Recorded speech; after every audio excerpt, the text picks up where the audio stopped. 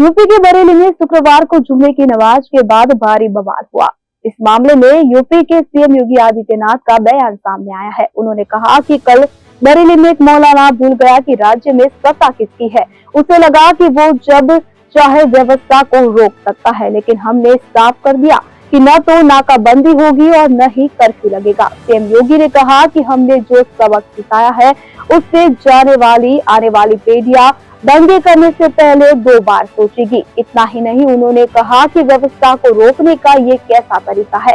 2017 से पहले यूपी में यही चलन था, लेकिन 2017 के बाद हमने कर्फ्यू तक नहीं लगने दिया। उत्तर प्रदेश के विकास की कहानी यही से शुरू होती है।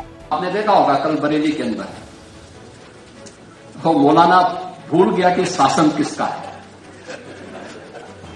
वही मानता था धमकी देंगे और हम जबरदस्ती जाम कर देंगे। हमने कहा जाम नहीं होगा, कर्फ्यू भी नहीं लगेगा, लेकिन कर्फ्यू का सबक तुम्हें ऐसा सिखा देंगे कि तुम्हारी आने वाली पीढ़ी दंगा करना भूल जाएगी। क्या तरीका है? आप सिस्टम को ब्लॉक करना चाहते हैं। और यह प्रवृत्ति थी यूपी के अंदर।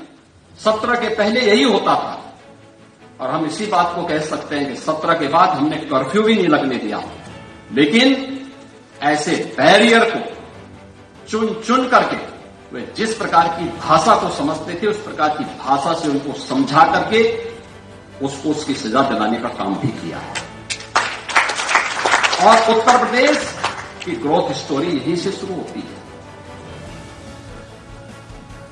अगर आजादी के समय मैं उससे पहले नहीं जाता, लेकिन 1947 में भारत आजाद हुआ, अगर उस समय भारत की इकोनॉमी में भारत का उत्तर प्रदेश का कंट्रीब्यूशन 14% था, तो 14% फिर से होना चाहिए। और 14% नहीं होना चाहिए, बल्कि जितनी आबादी है उत्तर प्रदेश की, उत्तर प्रदेश उतना कंट्रीब्यूशन करता हुआ दिखाई दे। ये हमारा राष्ट्रीय धर्म है।